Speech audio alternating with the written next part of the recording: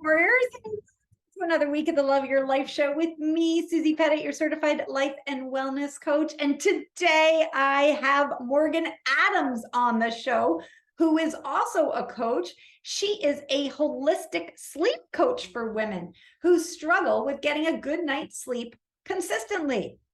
Hey, I'm raising my hand over here. So I was thrilled to have this conversation with her. I am thrilled to bring her on the show and let you in on all the juicy goodies that she shared with us. She gave us so much information and things that we can try and ways to shift and tips and tools and tactics that I'm so thrilled for you to listen in this conversation. In fact, after you listen, I would love it if you share it with another woman who you know might be struggling with getting a good night's sleep consistently. Morgan's goal is to help women feel better and live better. And she believes the key to both begins with a good night's sleep, and she drops the goods today. So let us know on Instagram or drop me an email of which tip or tactic you're going to try this week, this month. I am going to be doing it in the membership. If you're in the Warrior membership, we'll be doing it in there. So let's go. Let's listen in and let me not waste any more time and get you to Morgan. Hello and welcome, Morgan, to the Love Your Life show. I'm so thrilled to have you here. Thank you for inviting me, Susie. Great to be here. Yay. Well, could you tell the listeners a little bit about yourself and how you came to do what you do? Sure. Well, I got into the world of sleep kind of accidentally. When I was in my mid-30s, I had a personal life crisis that propelled me into a bout of insomnia.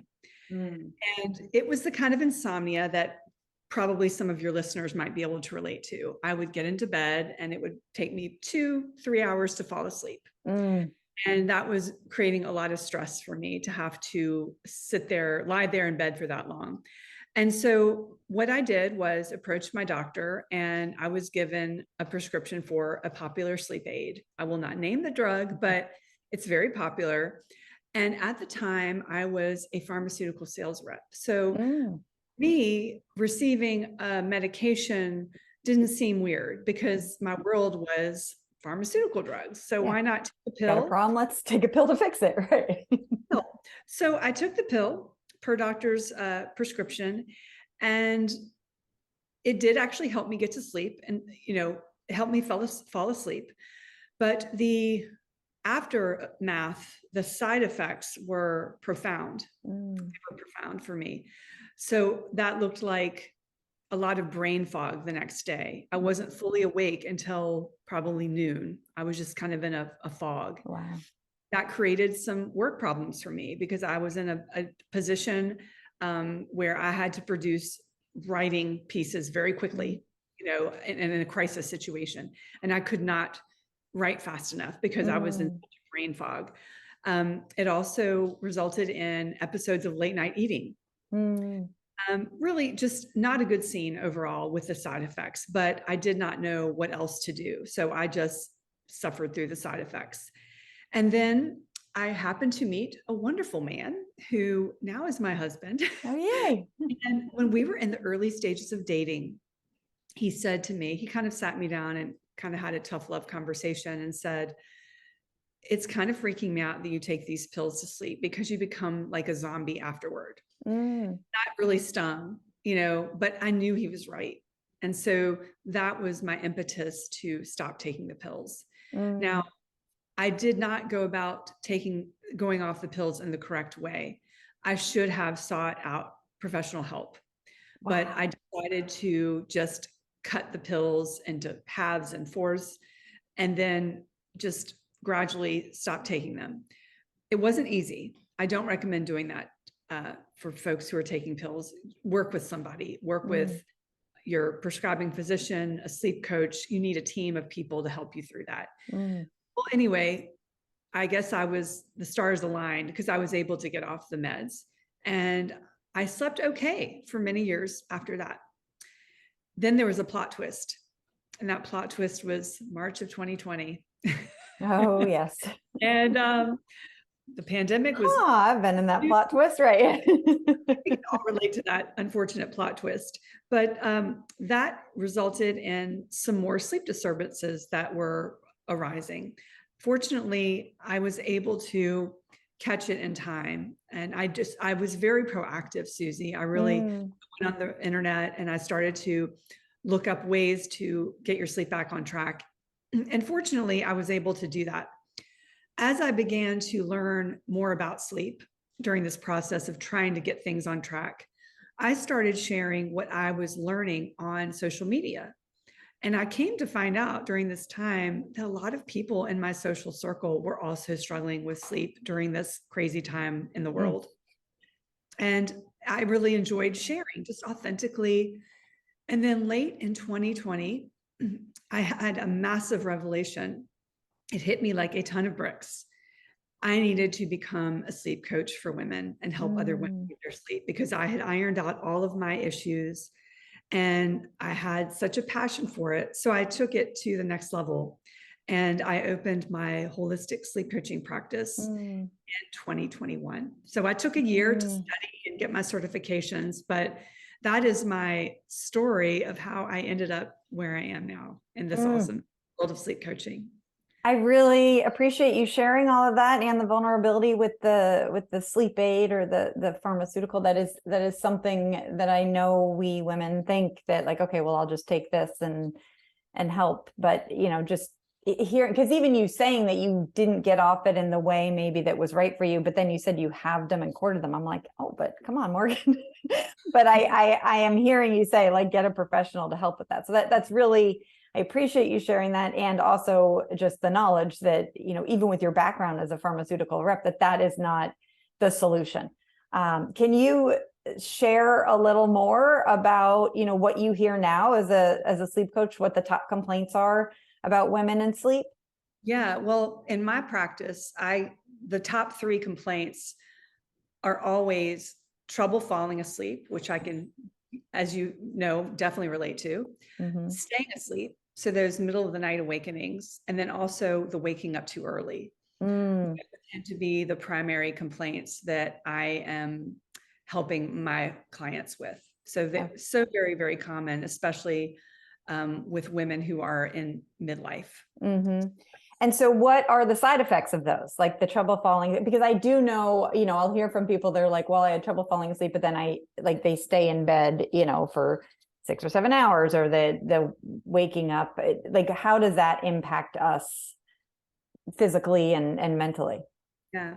Well, so if you are not getting the adequate amount of sleep and you are somewhat sleep deprived, what ends up happening is, you know, there's several things that you might notice.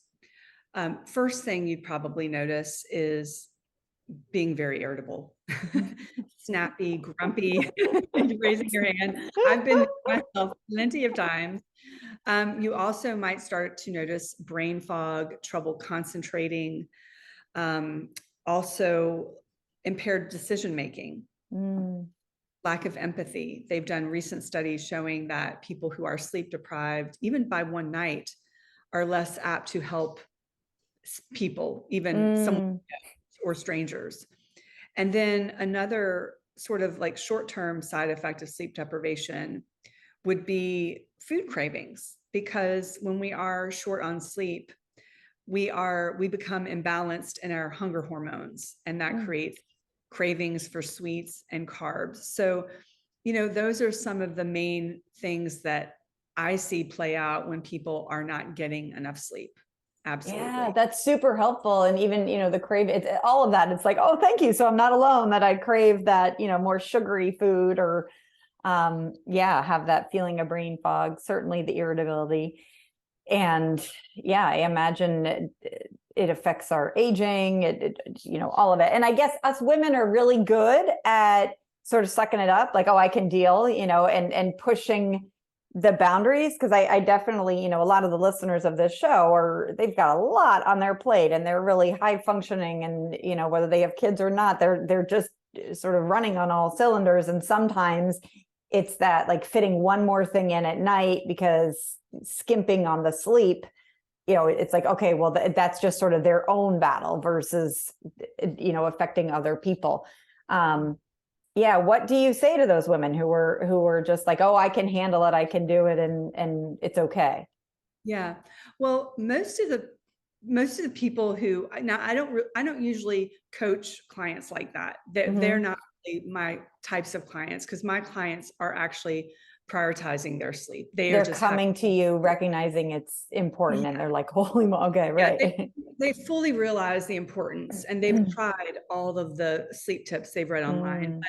But to answer your question is that, I do a lot of social media, and I, talk to a lot of people who are not my clients, obviously. And what I do find is that, what ends up happening is women are so go all the time. Like your high performing audience, the women out there, they often get so, they don't take the time during the day to recharge and find joy in their day. So what ends up happening is at night, maybe they've put the kids to bed and they've cleaned up the dishes and they've done all their chores, and they finally get a moment of peace. It might even be 10 o'clock at night when all this is happening, and they finally have a moment of peace, and they get on Netflix or they get on Instagram and they start scrolling, or just letting the Netflix show go round and around and around. And it's called revenge bedtime procrastination. There's actually a term. Wow. So, right. Yeah, there's a term for this. So what it basically is, it's when somebody is sort of saying, F you, I'm going to sleep. I'm going to stay up because I'm an adult and I can. And it's because I didn't get to do the things that I wanted to do during the day. Right. Yes. So my counsel to people like that in those scenarios is to purposely carve out some time during your day, maybe a few times a day, even if you just have 5 or 10 minutes a few times a day, to like take a walk, call a friend, or do something that brings you joy. You will probably not have that urge to just stay up till midnight watching, a Netflix show or doom scrolling Instagram. So that is something that, I see quite frequently just out in the public and hearing people talk about sleep and their challenge. For sure. And I don't want listeners to just breeze over that. Like, yeah, well, that's not possible. Morgan and Susie's like, I can't do it in the middle of the day, because that was me, Morgan. You absolutely described me, where like, it's like, you get everything done, and then, at the end of the night, it's like, okay, finally I have time to watch, Grey's Anatomy, or I don't even know what it doesn't matter. It was like something, it was like Susie time. And I started to shift and let myself, like, I love, one of my things that like brings me joy is watching stand-up comedians on YouTube. And that was because they're like 5-minute, 10-minute clips, sometimes 2-minute clips. And I started to say and sort of press back against my brain, where it's like, no, you have to do that at like 11 at night or 10 at night, Susie. And I was like, no, you can do it at like 12 in the afternoon. Like, we waste so much time doing other things to let yourself, it doesn't take that long. So I would just like listeners to sort of push back against their brain when it's like, that's not possible for me. Like, let's look for those windows. Like, could you watch a stand-up comedian, laugh for 3 minutes in the middle of your day when your kids have, they just went outside to play, and like, let yourself have time at different times. It really is that mom guilt, but my kids have all, left the nest now. And it's still this, like, I don't know, just this social programming guilt that that's not my time. I need to be productive in a different way. And what I'm hearing from you is when we add this in, that is part of productivity. It's part of helping ourselves. Yeah, it definitely is. And one thing that you can ask yourself while you're, on the, internet or doing Netflix at night is, would I get up earlier to do this in the morning? Would I give myself, would I spend time doing this in the morning? If not, probably it's a good time to put down whatever you're doing. Yes, I love that. Well, I love that, because that also, like, that brings to mind, like, in the middle of the day when I'm thinking of something to add for joy, which would be, for me, that like stand-up comedian. It's not this like random scrolling and watching some show. I get very much more intentional with like, is this really something that brings me joy? That's a warrior question, Morgan. This like, would I wake up early to watch this, 4th time I'm watching a rerun of Seinfeld? then go for it. But yeah, I really appreciate that. And another thing you could do just to prevent yourself from, scrolling or whatever till midnight is to set an alarm on your phone, sort of as a signal, like when this alarm goes off, I'm going to like detach from my device and I'm going to really get ready for bed or go to bed. So. I mean, it is that, like, when you're describing that nighttime, and I'm remembering my nighttime, like, oh no, I'm going to watch this. It's like the inner teenager in my head that's like, no, it's my time. And I'm not paying attention to how it's actually harmful for me. It's like, no, I'm going to eat all the sweets and watch all the shows. Exactly. And so to have something in there that is like the adult in our brain coming in with some guidelines, which is a great segue into, your work on morning and evening routines. Could you tell us a little about, why you think these are important for better sleep? So I believe that a morning routine is critical to set us up for better sleep. Better sleep starts the second your feet hit the floor. And Louise Hay has a brilliant quote that says something like, how you begin your day is how you live your day. So if you can, like the thing is that if you start your day off with intentionality and you are mindful, you're basically buffering your stress that could accumulate the rest of the day. So if you can do that, you're probably going to set yourself up for better sleep at night. What I usually recommend, there's two really key elements to the morning that I'll share that have been absolute game changers for my clients. Number one is getting direct sunlight within like an hour of waking up. It is so important. No sunglasses. That's a key thing. What happens is when that sunlight hits your retina, it sends a signal to your suprachiasmatic nucleus, which is your circadian pacemaker. And that's this lovely cascade of hormones that just kind of fall in line during the day. So your cortisol increases to give you that burst of energy in the morning. It dials back the melatonin. It increases your serotonin, which later then converts to melatonin. So it's just a beautiful symphony of neurotransmitters and hormones happening when you prioritize that morning sunlight. You only need to do it for about 10 minutes, maybe 20 on a very overcast day. So that is like my kind of main takeaway for the morning. Just getting that sunlight is so important. And then as far as regularity, we always want to make sure that we get up around the same time every day, every morning. So a lot of times what I'll see with clients is that they have a regular wake up schedule on the weekends, and that they might sleep in on they have a regular sleep schedule on the weekdays. And then on the weekends, they allow themselves to sleep in until whenever. That really actually messes up with your circadian rhythm, because you end up getting something called social jet lag. And so that makes it's like jet lag, but you're giving it to yourself essentially. It's like you're traveling from coast to coast. We don't really, you're giving yourself jet lag without the benefit of travel, essentially. No fun. No fun at all. Might as well have bad airplane food too. And then what ends up happening is Sunday night, it can be difficult to fall asleep. Monday morning, you're groggy, and you might recover by Tuesday, only to repeat the same pattern again the following week. So that regularity, our bodies crave routine and regularity. As far as an actual routine, I really hone in pretty specifically with my clients on their morning routine based on their chronotype and their lifestyle. But generally speaking, there's three main areas of a morning routine that I recommend, and I call them the 3 M's, not because my name is Morgan. Go for it. The first is movement. So ideally, if you can do this morning routine in an hour, that's beautiful. Now, not everyone is going to have an hour. Like I realize, moms are getting their kids ready for school. So if you don't have an hour, do you have 20 minutes? Right. I mean, do you 5 minutes? Yeah. Anything. Something regular. And so let's just say ideally you have an hour. So you would divide it into sort of 3 parts. So there's no particular order of this, but it consists of movement, So that would be, maybe walking outside. That way you Mhm. can feed two birds with one stone. You can get the sunlight in your Yeah, I eye. like that. Could be stretching. It could be whatever, just moving your body. Mhm. Second would be mindset. And Mm. mindset would be positive affirmations, journaling, reading like a personal development book. Mhm.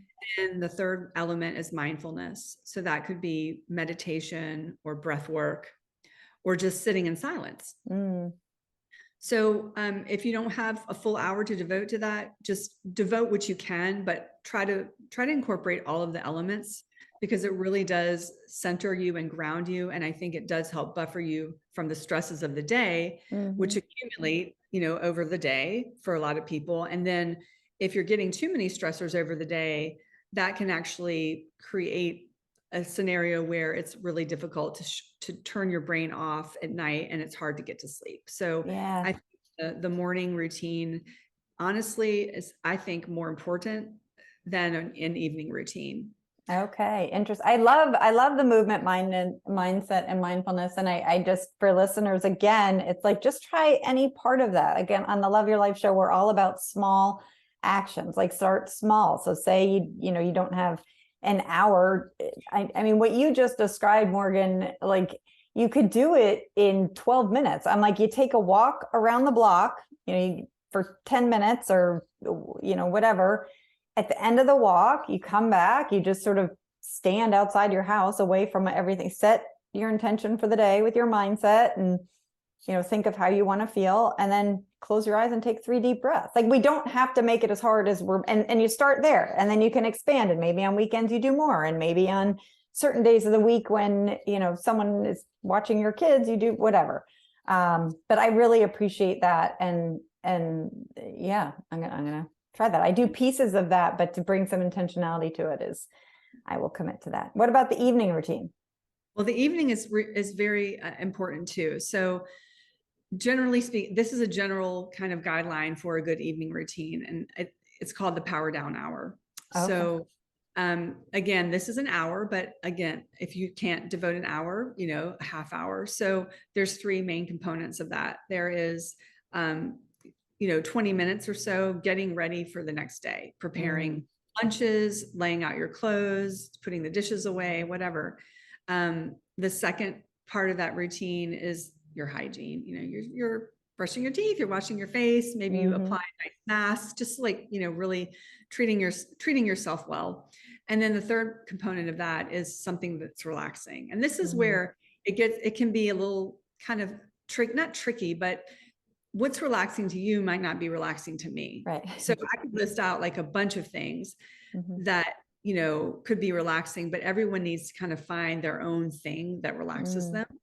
I would say that generally, if you're going to watch TV, I mean, people are shocked by this because I'm a sleep coach. They're like, you watch TV at night as part of your like evening routine. And I'm like, yes, I do. So a lot of people are like, wow, okay, I can do that. Well, you can, but like, there's sort of some, like, I guess, ground rules about watching TV that I think help. And I'll share what works for me, and it works for a lot of other people too, is if you're going to watch TV as part of your wind down routine, is to watch it on an actual regular TV that's fairly far away from you, right? You're not like sitting there with your laptop on your lap watching something. Okay. The second thing is to potentially wear a pair of blue blocking glasses. There's some debate right now about how much blue blocking glasses help. It's kind of a personal thing. Some people are more effective than others. I do wear a pair of red ones just because I find personally they make me sleepy, and a lot of people do too. But I think it's a good precaution, and it's not a hard thing to do. So ideally, having some blue blocking glasses on. And then finally, I think the most important thing is the content of the programs you're watching. I mean, So you're not watching news and getting all stressed, and no news, no crime dramas, or just things that rile you up. Choosing things that you might have seen before, like reruns of a show that you've liked, so that you actually know what to expect. Like, don't start a new show or a new series at night. that you're not sure about. Comedies. I personally, with my husband, we really like cooking shows or like shows about food or restaurants. Yeah. Something that's like totally like yeah, because I think of it as that end of the night, like what are you feeding your brain? And if I'm feeding my brain, the news, then that's what my brain is going to be thinking about when it's heading off to bed, or when I'm feeding my brain, if I'm on my phone and email, it's, and so I definitely appreciate that. So why do you say not have it on your laptop, like have it far away from you? Yeah. So if you're, it all goes back to the light issue and the Okay. blue light, because Yeah. so light, just bright light, we know for sure is not going to be great for our melatonin release. So the bright light is too stimulating. Right. And I wasn't so sure if it was also for like the temptation, like if I really try not to have my phone for the last hour, if not more, just because it is that like something will come through, or then I'm like, I have almost all my notifications off, but then I still will be like, oh, I think I need to check. I don't know. Like my brain will think of anything, like the weather in Timbuktu. Oh, okay. Yes. Right. So having some sort of rules and regulations. Okay. I would say, to your point, it's probably a good idea for like the last hour that you're awake to just put your phone to bed too. Phone to bed in another room. Definitely don't sleep in the same bedroom with your phone. Right. Yeah. Like I've heard that before. Yeah. Like I have to coach a lot of my clients about this because, part of some of the coaching is getting up at that regular time with an alarm. And so they're like, well, my phone is my alarm. And I'm like, okay, we need to correct for this. We need to like get you a regular alarm clock. Yeah. The phone should go out, because what ends up happening sometimes is if you wake up in the middle of the night and the phone is by your bedside table, you might pick it up. Sometimes, like all the time, or it's right. Too tempting.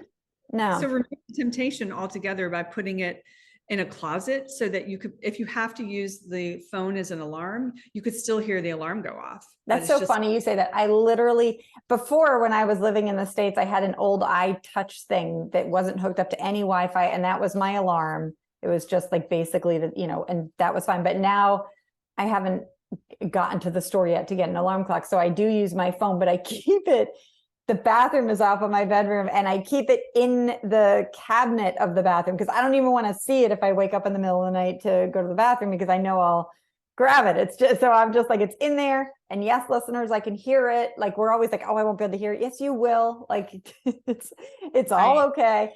And then also, as I sit here and I'm like, why have I not gotten an alarm yet? We are a bunch of smart people listening to this show. So get the alarm for $6 from, wherever, and try to get going on that. I do want to just circle it back to just the importance of the nighttime routine, to not get too into the details. Like Morgan watches TV, Susie does this with her phone. I think again, like what works for you. And also to just highlight the importance of that bedtime routine. If you do have kids, that we have put, our kids had bedtime routines because we thought that was important. We knew that there was something about winding, the toddler down from the crazy, Lego battle that they're doing. And so why are we not doing that for ourselves is something that I would question. So to just look at, what you can do for your nighttime routine that's signaling to your brain, time to slow down. I love your saying of the power hour. Could you speak a little about what you see as some of the causes of the middle of the night wake ups and what you do with them? Because that's something I know I hear a lot about and experience. So there are a few main ones that I see. Waking up because somebody has a blood sugar crash, right? So, and that is often because they have not been able to balance their blood sugar all day. And some of that, I don't want to get too deep into the weeds with the nutrition stuff, but a lot of times people will start their day with like what I call a naked carb, right? So like just a pancake or a bagel, without balancing it with a healthy fat and a protein. So when you do that on a regular basis from morning till night, your blood sugar can just be spiking all day, and then crash at night in the middle of the night. So the low blood sugar dip creates a surge of cortisol and adrenaline, and that is what wakes you up. Oh my gosh, I've never heard of that. That's fascinating. So a fix for a lot of people could be maybe an hour before bed, have like half a banana and a tablespoon of almond butter. Just to see if that is a fix for the middle of the night awakenings. For a lot of people it is, but a lot of other people, need to actually work on a deeper level to balance their blood sugar. And that takes a little bit of more coaching. But so second area that I see as far as like the middle of the night wake ups, it's often because people are too hot. And it could be, and it doesn't necessarily have to be a hot flash. I mean, you could be perimenopausal, or, you don't have to have Right. hot flash to be hot. Be my A51 that I am and having hormones all over the place, right? But a lot of times people who are just hot sleepers in general wake up in the middle of the night because they are too hot, and they may not even feel hot, but their body temperature is too warm. So a couple of fixes for that would be to make sure that you're having like sheets that have like bamboo fabric in them, bamboo fabric pajamas if you wear pajamas. Sometimes taking a warm shower about an hour and a half before bed will actually cool your core temperature, because your core body temperature needs to be about 1 to 2 degrees lower to initiate sleep. Also, and I would highly recommend that people make their bedroom a little bit cooler than the rest of their house. Now, how cool, that's a personal thing. And, it depends on kind of what climate you live in. Right. But like, I mean, we're talking about like 65, 68 degrees, be a good temperature. And then sort of for the upgrade, especially if you are a hot flash like person, you're in that time of life, something called a chili pad. It's a cooling mattress pad. That's just the brand that I have, but there's several other brands out there. And essentially you can control the temperature of the mattress pad, and it keeps you cool all night long. You can program it to become a little bit warmer as you wake up, to boost your cortisol, to make you more energized. So that's a little bit more of an advanced, a little bit more of a price. If you've tried everything else, maybe the bamboo and the fan and okay. I personally have found it works like a charm for me. All right. Well, I saw you had a link for that somewhere, so I'll put that in the show notes for the warriors. What do you think the third? The third one I would say would be breathing episodes. A lot of women and I'm finding this with, I have a slew of clients right now who this is an issue for. They have sleep apnea, and they are not actually, so with sleep apnea, a lot of women don't present as snoring, right? But they do have, their breathing just stops. They have breathing irregularities throughout the night. And that often happens in their REM cycle, which happens sort of in the last half of the night. And that's when a lot of these awakenings happen. So if you are, if you've tried all the other fixes and you can't figure out why you're waking up, it's probably worth looking into having some kind of a sleep study. Especially if you're menopausal and you're a woman, because what we have found is that when women become middle age, their rates of sleep apnea basically match those of middle-aged men. Oh, wow. So it's almost like it's almost even amounts of sleep apnea rates between the genders. So if you can do like an at-home sleep study, that is really, really, I think, a smart thing to do. And you can just, you can just order them, you don't have to go to a sleep lab or anything like that. And if you have sleep apnea these days, there's a lot more treatment options than there were a few years ago. A lot of people are very concerned about having to wear that CPAP machine. But they're oral appliances, they're implantable devices. So, but it is critical though that people who have sleep apnea get treated, because there are some consequences to untreated sleep apnea. Okay. So I did not hear you mention needing to pee as one of the main reasons why people get up. Why is that? Well, that actually does happen. Okay. You're right. So that tends to happen more often as we approach our midlife. And it's actually normal for us to wake up in the middle of the night to go to the bathroom. It's not a bad thing. If you're going more than like twice a night, it could be a sign of sleep apnea. Okay, because that's what I thought I had heard somewhere, that like if you're in a deep enough sleep your bladder sort of like goes to bed too. So you aren't going to get that urge to pee. So Exactly. yeah, so I guess to look at like whether it's blood sugar, whether it's, you know, any of the apnea or being too hot, like what is waking you up initially. Certainly in that power hour, I just want to mention to warriors to shut off your drinking. Like I don't drink anything after dinner, like really after 7 p.m. I'm like, stop. I'm Yeah. trying to limit my bladder. Yes. What do you say to the woman whose partner snores? Like she's, Oh. yeah. Yeah, this is a really tricky issue. It's multifactorial. Number That can one, make you angry, Morgan. trust me, I was in a relationship like that, not with my current husband, but with previous. Snoring. I had insomnia then. It was not a good scenario. Yeah. I ended up going to another bedroom. But first thing I would say is to urge your partner to get a sleep study. Okay. Because if they're snoring, there's a pretty high likelihood they have sleep apnea. Something's going on. Yeah. So they should definitely, get diagnosed if they have it, get treated. And then, as far as like, if that snoring is creating a problem for you and you're not able to sleep, talk to your partner about potentially going into another bedroom to sleep, until the situation is resolved. About 25% of couples sleep in separate bedrooms. Wow. Okay. Yeah. And there's a really excellent book that I recommend to couples who are sort of trying to negotiate this whole sleeping thing, like, because a lot of times if a partner suggests to the other one, hey, I'm not sleeping well while we're in the same bed, the other partner becomes offended. And there's tension, right?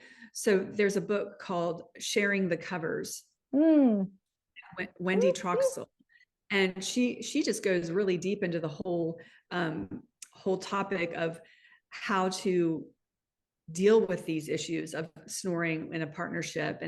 And there's a term that's been used a lot called sleep divorce. Oh, and wow. Yeah. term that I don't like to use, and a lot of people are sort of shying away from it. I think her name for it is sleep alliance, like we're forming a sleep alliance. Yeah. So I would highly recommend that book to anyone who is having some relationship challenges that are kind of enmeshed in sleep. Yeah, I will put that in the show notes. And I back to your first thing saying like recommend your partner getting the sleep apnea test. I think, we talk a lot about communication on this show, the Love Your Life show. And again, it's just how you present it. I would start with, instead of like you phrases like you're snoring, you're making it hard for me, you're more this like I statement. I'm concerned about you. I listened to this podcast, share the podcast with them. I listened about how it's so bad on our health when we're waking up so many times, and I'm concerned, and I would love it if you could do the sleep study. Could I make the appointment? And you go, that sort of piece. So I really appreciate that, because that is absolutely the starting point. Could you tell me a little bit about, you mentioned journaling in one of your articles, and that is one of my favorite life coaching school tools. And how can journaling help with sleep? Yes, journaling is really a great way to something to do for your evening routine. And there's so many different ways to do it. A lot of people like to do a gratitude list, which I think is great. I found a study recently about journaling that was kind of interesting. So they found that writing to-do lists rather than writing about completed tasks help people fall asleep an average of 9 minutes faster. Oh, I totally could see that. Yeah. So falling asleep in 16 minutes versus 25. So, I thought that was interesting, but I think everybody needs to kind of figure out like their own style of journaling, because everyone is so different. Everyone has different needs. Some people might really want to do the gratitude journal. I think it's nice to like actually have a journal, like a pretty journal to like look forward to that ritual of writing. One exercise that I recommend to a lot of my clients, and it's along the lines of journaling, but it's very specific. It's called the constructive worry exercise. It's really for people who struggle falling asleep, or if they wake up at night, like in 2 or 3, they start to ruminate. For sure. Essentially, there are a couple of us here on that show. Yeah. Yeah. What this exercise is, it was sort of designed to help people with social anxiety, but it's sort of kind of spilled out into helping people with insomnia. And it takes about 2 weeks for it to really kick in. So you need to be consistent. It's not like a one night thing and you're done. Essentially what you do is you take a sheet of paper, you divide it in half. On the left-hand side of the column of the page, you write worries or concerns. And then on the right-hand side, you write solutions. And so you just basically brain dump for about 20 minutes. It's best to do this earlier in the evening versus like right before you go to bed. And you essentially just write down like the next step to solving a problem. And it could be very concrete. It could be like very like, oh, I need to do this. And you know exactly what you need to do. If it's more nebulous, if it's more like, you know, a relationship problem at work that seems like you're kind of struggling to figure it out, you can just write, haven't figured that out yet, or I'll talk to my therapist about this next time. Have some kind of an action step. And then that way you've gotten all of this stuff out of your head so that if you wake up at 2 or 3 a.m. and you start to ruminate, you can say, I've already dealt with this. I've already done this. There's nothing more that I can do about this at this point. I will resume my worry exercise tomorrow. Yeah. So. Yeah. I really appreciate that's awesome. Awesome. Thank you. You've given us so many things. I don't want to leave without asking your thoughts on wearable sleep trackers. That's something that I don't have, but I'm like, should I get? Yes, it's a great topic. So I think wearable sleep trackers are great for a lot of people. They can be really good for people who want to optimize their sleep, people who are sort of competitive in a way. They can respond to data and make changes. So they can make behavioral changes. For example, I wear an Oura ring and I've worn one for coming up on 3 years. And one of the key behavioral changes the Oura has influenced me to make is alcohol use. So for example, if I have alcohol too late in the evening, my sleep score will be trash, right? And I know that.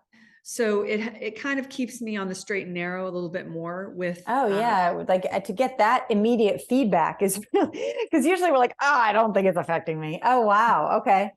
And another thing just that you might notice if you have a sleep tracker is if you eat too late at night, your sleep is going to be impacted. So if you see that data in the morning, you're like, oh, why did I eat dinner at 8 o'clock? You might scale back and start eating at 6. So it does allow one the ability to make some behavioral changes if they can connect the dots. I mean, you have to be able to have some insight and the ability to make some changes.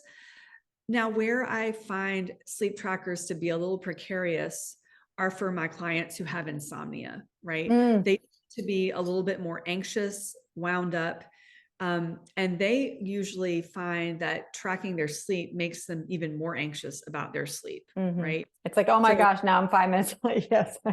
Yeah, I could easily fall into that. Yeah. And so I usually suggest that my insomnia clients do not wear a sleep tracker until their sleep issues have been somewhat resolved.